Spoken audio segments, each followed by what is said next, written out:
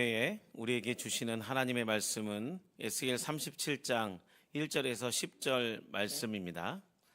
에스겔 37장 1절에서 10절 말씀입니다. 구약 성경 1209페이지에 있습니다.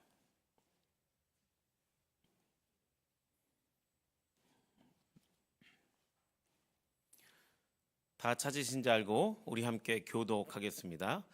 여호와께서 권능으로 내게 임재하시고 그의 영으로 나를 데리고 가서 골짜기 가운데 두셨는데 거기 뼈가 가득하더라. 나를 그 뼈 사방으로 지나가게 하시고 본즉 그 골짜기 지면에 뼈가 심이 많고 아주 말랐더라. 그가 내게 이르시되 인자야 이 뼈들이 능히 살 수 있겠느냐 하시기로 내가 대답하되 주 여호와여 주께서 아시나이다. 또 내게 이르시되 너는 이 모든 뼈에 대언하여 이르기를 너희 마른 뼈들아 여호와의 말씀을 들을지어다. 주 여호와께서 이 뼈들에게 이같이 말씀하시기를 내가 생기를 너희에게 들어가게 하리니 너희가 살아나리라. 너희 위에 힘줄을 두고 살을 입히고 가죽으로 덮고 너희 속에 생기를 넣으리니 너희가 살아나리라. 내가 여호와인 줄 너희가 알리라 하셨다 하라. 이에 내가 명령을 따라 대언하니 대언할 때에 소리가 나고 움직이며 이 뼈 저 뼈가 들어맞아 뼈들이 서로 연결되더라. 내가 보니 그 뼈에 심줄이 생기고 살이 오르며 그 위에 가죽이 덮이나 그 속에 생기는 없더라. 또 내게 이르시되 인자야 너는 생기를 향하여 대언하라. 생기에게 대언하여 이르기를 주 여호와께서 이같이 말씀하시기를 생기야 사방에서부터 와서 이 죽음을 당한 자에게 불어서 살아나게 하라 하셨다 하라. 우리 함께 읽겠습니다. 이에 내가 그 명령한 대로 대언하였더니 생기가 그들에게 들어가매 그들이 곧 살아나서 일어섰는데 극히 큰 군대더라. 아멘. 할렐루야. 제가 부임한 지 한 2주 정도 됐습니다. 그래서 이제 점심때마다 우리 김 목사님께서 우리 이 주변에 맛집을 다니면서 맛있게 점심을 먹고 있는데요. 제가 볼 때는 가장 맛있는 맛집은 우리 수유동교회 식당이 아닌가 싶습니다. 여러분 인정하시죠? 예, 오늘 특히 제가 너무 좋아하는 고등어와 또 우리 배추 된장국이죠. 너무 맛있었습니다. 우리 항상 우리 수유동 교회를 우리 사랑하는 마음으로 우리 따뜻한 밥과 맛있는 반찬을 해주신 우리 권사님과 우리 집사님들에게 우리 큰 격려의 박수를 드리겠습니다. 아멘. 제가 지난번에 그 금요 기도회 때 첫 부임 설교를 드렸습니다. 근데 그때도 에스겔 16장 말씀을 드렸습니다. 혹시 그때 설교 제목이 기억나십니까? 네, 할렐루야. 네, 제가 예상을 했었습니다. 네, 제목이 너무 이게 임팩트가 있어가지고, 네, 그 제목이 그때도 이제 에스겔 16장 말씀이었는데 피투성이라도 살아 있어라. 예, 하나님께서 이 피투성이 된 이스라엘 민족에게 그래도 살아 있어라. 그렇게 이제 말씀을 제가 증거했었습니다. 근데 이 피투성이라도 이게 너무 임팩트가 강하니까요. 많은 분들이 이 피투성이만 생각하시는 거예요. 예, 그리고 정말 중요한 뒤에 살아 있어라. 예, 이게 굉장히 중요한데 이거는 기억을 못 하시는 것 같아서 제가 오늘 말씀 후속편 에스겔 37장 너희가 살아나리라 라는 말씀으로 또 증거하겠습니다. 여러분 영화만 후속편이 있는 게 아닙니다. 네, 설교도 계속해서 에스겔 시리즈로 오늘 너희가 살아나리라 이 말씀 에스겔 37장 말씀을 증거하겠습니다. 에스겔 37장 말씀을 통해서 우리 영혼이 살아나고 또 복된 주일 오후 예배 시간이 되시길 주님의 이름으로 소망합니다. 우리 옆에 분과 다시 한번 인사하겠습니다. 하나님의 영이 수유동 교회를 살리십니다. 하나님께서 우리를 치유하실 것입니다. 하나님께서 우리를 회복해 하실 것입니다. 아멘. 믿습니다. 여러분께서 잘 아시는 월트 디즈니라는 전 세계적인 기업이 있습니다. 이 월트 디즈니는 초창기 설립 당시에 동물을 캐릭터로 만들어서 온 세상 아이들에게 동심의 꿈과 환상을 불어놓았습니다. 디즈니에서 제작한 여러분 잘 아시는 이 미키와 미니, 이 캐릭터는 너무나 사랑스럽고 너무나도 귀여운 그런 이미지의 친구들입니다. 그런데 사실 이 미키와 미니는 어떤 동물이죠? 사실 쥐입니다, 쥐. 사실 쥐는 불결한 곳에서 또 더러운 곳에서 하수구에서 그런 아주 불결한 그 이미지의 쥐인데 이 쥐를 월트 디즈니사에서 정말 이 동물에게 상상력과 환상을 불어넣어서 아이들의 상상력을 자극해서 이 디즈니사가 만들어 놓은 정말 이 문화의 영향력으로 불결한 쥐의 이미지를 완전하게 바꿔버립니다. 이것을 문화의 영향력이라고 합니다. 그런데 전 세계 사람들의 생각을 바꿔놓은 문화의 영향력은 오직 한 사람의 상상력으로부터 시작되었습니다. 우리 아이들의 생각과 사람들의 의식을 지배하는 그것은 디즈니 창업자인 월트 디즈니의 꿈과 상상력이었습니다.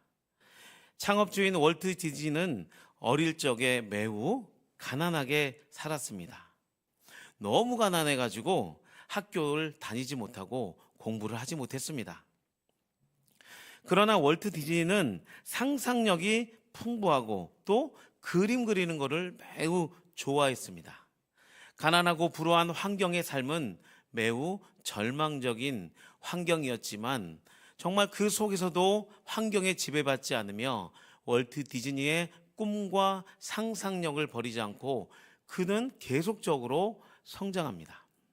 그리고 그는 어려운 재정의 현실을 극복하고 또 많은 경쟁 속에서 미키마우스의 캐릭터를 제작하며 전 세계에 그의 이름을 알립니다.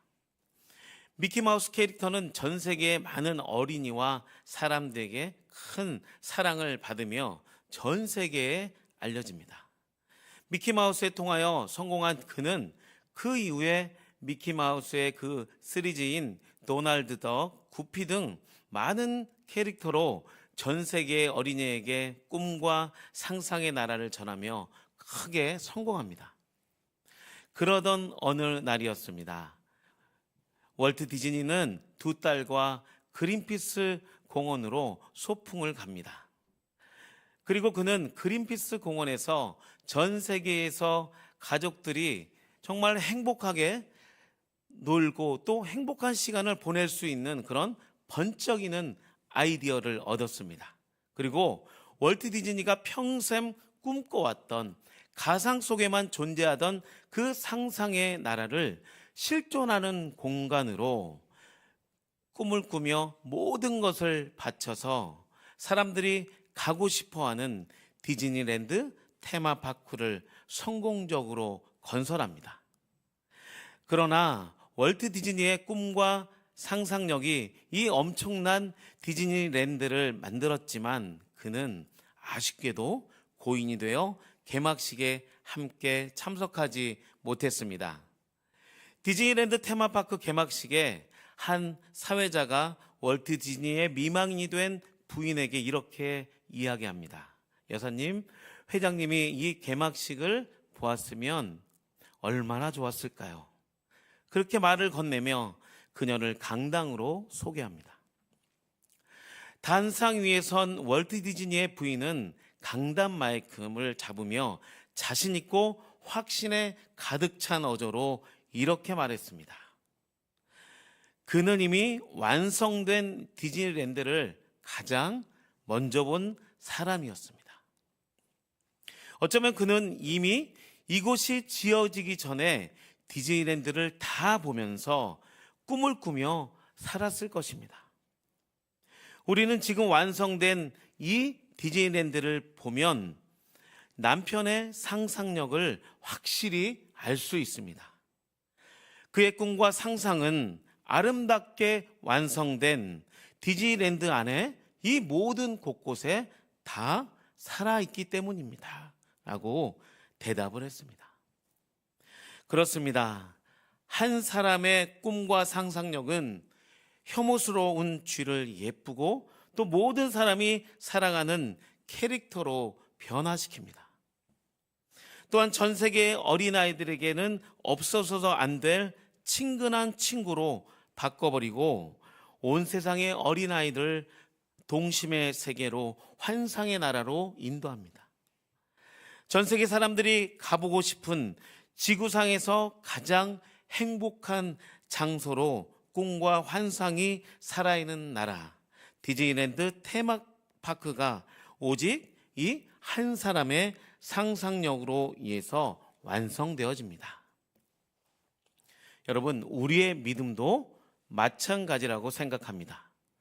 믿음은 보이지 않는 미래를 믿음으로 취하는 것입니다.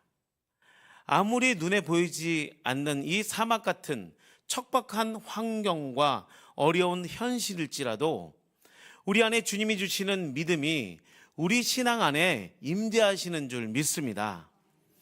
여러분 잘 아시는 믿음장인 히브리서 11장 1절부터 3절 말씀을 통해 주님은 우리에게 이렇게 말씀하십니다. 우리 다 함께 히브리서 11장 1절부터 3절 말씀을 함께 읽겠습니다. 시작.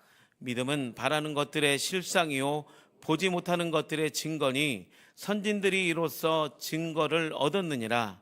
믿음으로 모든 세계가 하나님의 말씀으로 지어진 줄을 우리가 아나니 보이는 것은 나타낸 것으로 말미암아 된 것이 아니니라. 아멘. 믿음은 눈에 보이지 않습니다. 그러나 믿음의 선진들과 또 그 선진들이 고난 속에서 끝까지 주님을 향해 믿음을 잃지 않고 하나님의 나라와 의를 위하여 인내하며 끝까지 믿음으로 완주했던 믿음의 선진들의 그 삶은 우리가 눈으로 볼 수 있는 증거입니다. 죽음 앞에서도 두려워하지 않으며 생명을 바쳐 살아가는 믿음의 유산은 하나님께는 영광이며 우리에게는 눈으로 볼 수 있고 만질 수 있는 실체인 줄 믿습니다. 세상은 우리에게 이렇게 말합니다. 보이는 것이 중요하다. 논리가 중요하다. 또 눈에 보이는 이 화려한 삶이 중요하고 또 이것이 너희의 행복한 삶이다. 이렇게 말을 하고 있습니다. 그러나 하나님께서는 이 히브리서를 말씀을 통해서 세상의 소리와 다르게 우리에게 말씀하십니다. 우리 주님은 눈에 안 보이지만 우리와 함께 동행하신 줄 믿습니다. 우리의 가정과 교회와 이 나라 전 세계를 다스리는 줄 믿습니다. 하나님은 우리를 인도하시는 역사의 주관자이시며 우리의 삶의 실체이십니다.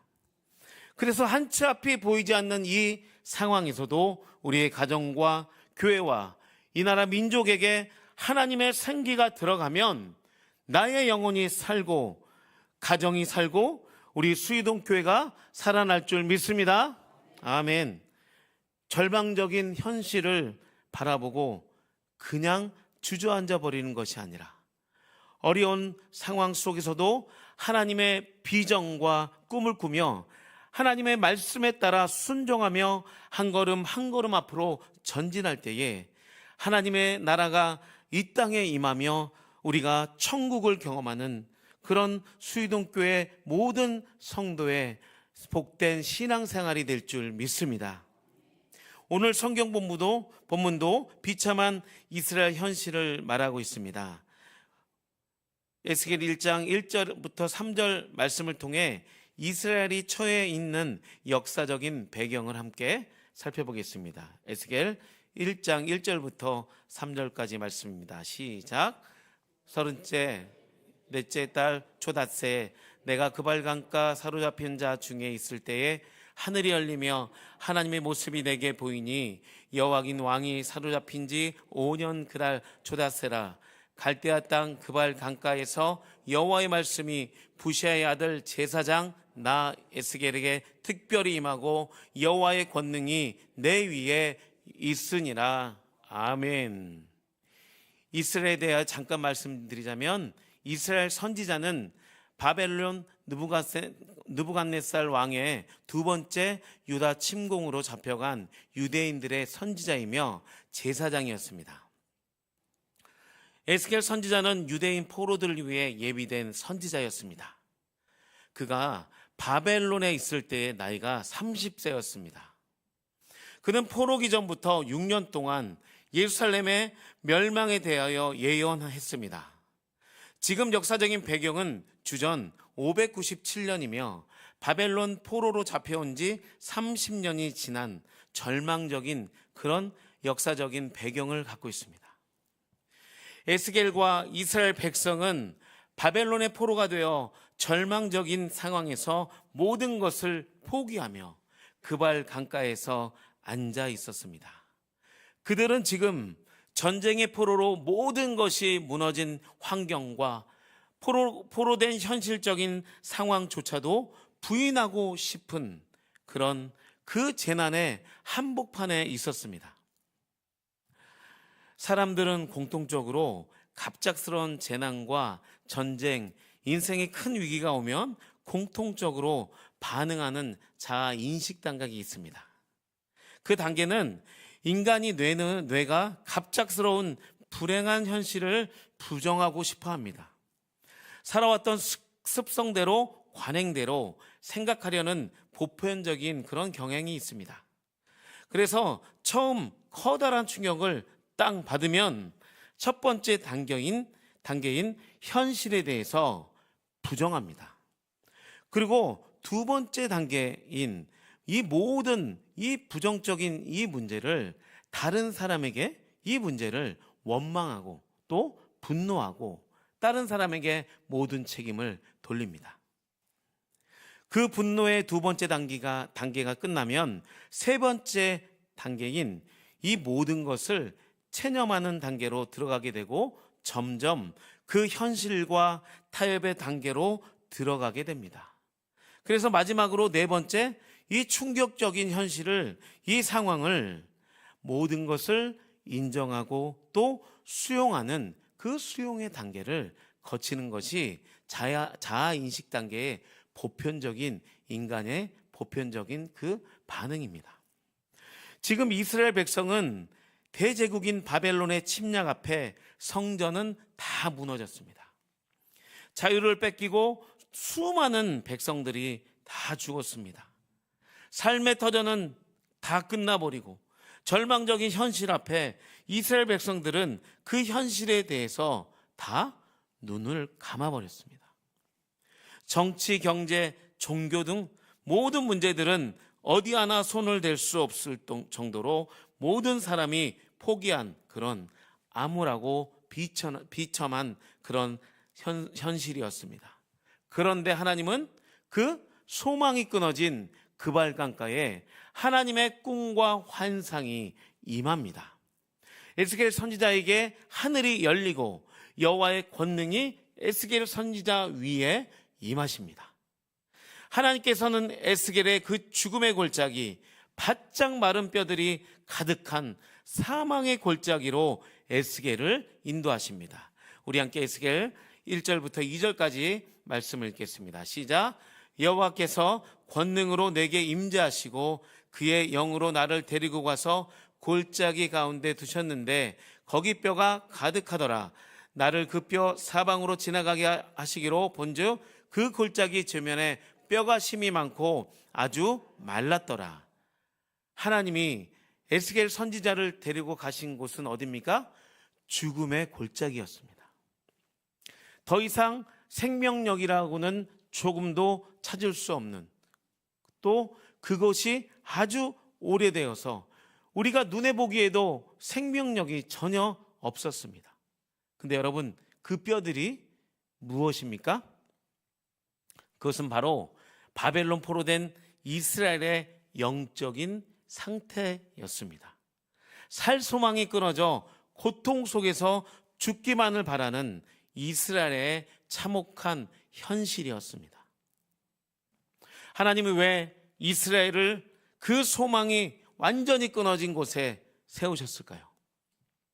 그것은 에스겔의 선지자를 통해서 하나님의 백성을 다시 살리기 위하여 선지자 위에 하나님의 말씀이 임하여 하나님의 꿈과 환상을 부어 주신 건 줄 믿습니다. 고 이어령 박사님께서 예수를 믿으신 다음에 회심한 후 지성에서 영성으로라는 책을 통해서 메멘토 모리라는 단어를 소개했습니다. 이 단어의 뜻은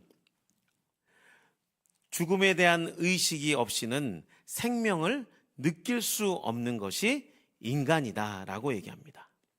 또한 그는 죽음이 없이는 들을 수 없는 것이 하나님의 음성이다라고 말합니다. 인간은 생명의 탄생과 더불어 죽음의 기저귀를 차고 나온다고 말합니다. 그래서 죽음을 생각할 때 삶의 의미와 새로운 생명이 부여된다고 말씀하고 있습니다. 하나님께서 죽음이 가득한 무덤으로 에스겔을 인도하신 이유가 무엇입니까? 분명 에스겔 선지자를 통해서 그 죽음 앞에 죽어가는 이 이스라엘 백성들을, 그 생명을 구하는 것이었을 것입니다. 그래서 에스겔 선지자는 그 마른 뼈들이 가득한 무덤을 바라보며 이렇게 기도했을 것입니다. 주님, 살고 싶습니다. 주님, 제발 우리를 살려주십시오. 에스겔은 죽어서 바짝 마른 뼈들을 바라보며 또 이스라엘 백성들을 생각하며 아주 간절하게 기도했습니다. 주님, 우리 민족을 살려주시고 정말 우리 민족이 하나님께서 쓰시는 그런 하나님의 선민이 될 수 있도록 하나님, 우리 민족에게 하나님의 영을 부어달라고 기도했습니다. 그때 하나님이 이렇게 말씀하셨습니다. 에스겔아, 이 뼈들이 능히 살 수 있겠느냐라고 물어보십니다. 어제 사실 우리 토요일 날 장로님과 우리 부교육자들과 우리 집사님들이 함께 주보를 꽂고 있었습니다. 그러던 중에 우리 장로님께서 이런 말씀을 우리 부교육자한테 말씀하셨어요. 요즘 금요 기도회가 자리를 잡고 정말 뜨거워진다, 이런 말씀을 이렇게 툭 하셨어요. 그래서 저희는 사실 내심 참 우리 장로님께서 새로운 부교육자들에게 칭찬하시고 격려하시는구나, 할렐루야. 네, 너무 감사했습니다. 근데 정말 하나님의 은혜가 한 주 한 주 갈수록 우리 금요기도회가 정말 뜨거워지고 정말 기도로 우리 금요기도회가 살아나는 것 같습니다.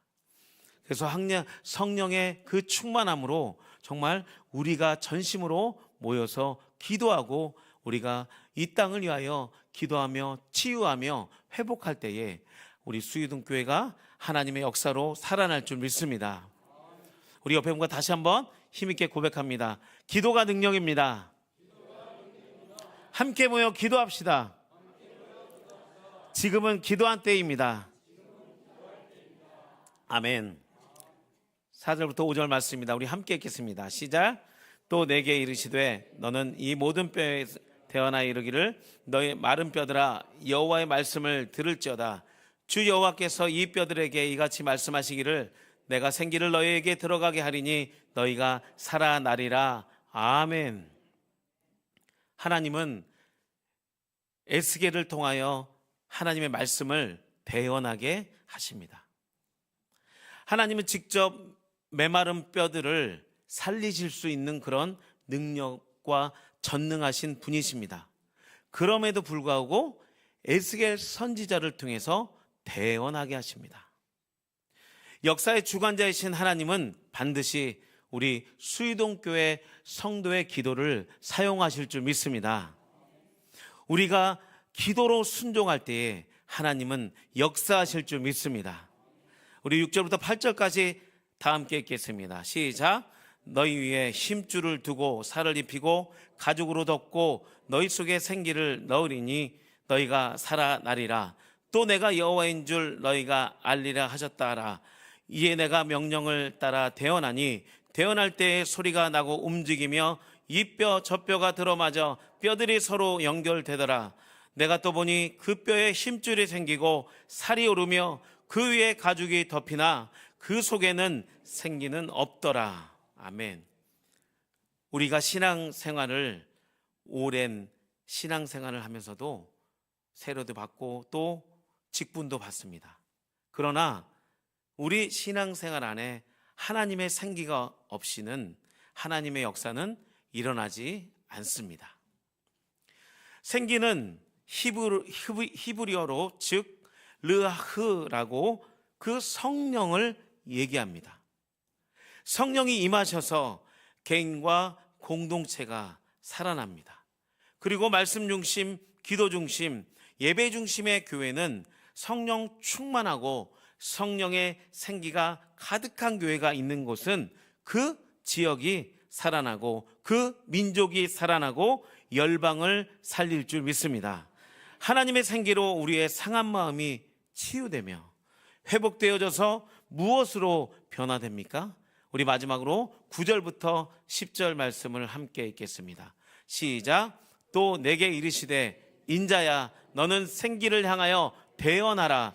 생기에게 대언하여 이르기를 주 여호와께서 이같이 말씀하시기를 생기야 사방에서부터 와서 이 죽음을 당한 자에게 불어서 살아나게 하라 하셨다 하라. 이에 내가 그 명령대로 대언하였더니 생기가 그들에게 들어가매 그들이 곧 살아나서 일어나 서는데 극히 큰 군대더라. 아멘. 에스겔 37장을 전체를 보면 반복적으로 등장하는 말씀이 있습니다. 그것은 생기를 향하여 대언하라, 또 살아나리라 라는 이 하나님의 말씀입니다. 이것은 소망이 끊어진 현실 앞에 간절함으로 기도하고 하나님의 말씀으로 살아가는 것이 주님을 향한 주님의 그 뜻인 줄 믿습니다. 하나님께서 에스겔에게 보여주신 무덤 가운데 바짝 마른 뼈들은 이스라엘의 영적인 상황이고 또한 우리 교회의, 우리 한국교회의 그런 영적인 상황입니다. 그래서 이런 것들을 영적으로 깨어서 기도하는 성도님들은 이런 영적인 상황을 볼 수 있습니다.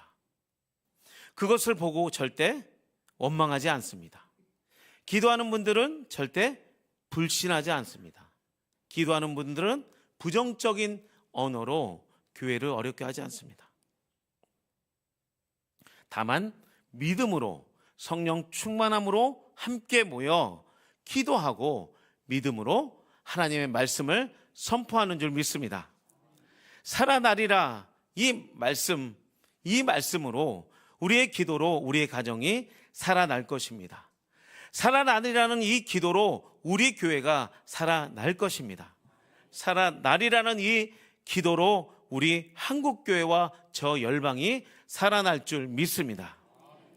우리가 기도하면 믿음으로 선포할 때에 하나님의 생기, 성령이 바람이 불어와 죽어있는 뼈가 살아나고 그 뼈들이 붙고 힘줄이 생기고 가죽이 덮여 하나님의 강하고 큰 군대로 하나님께 영광 돌릴 줄 믿습니다.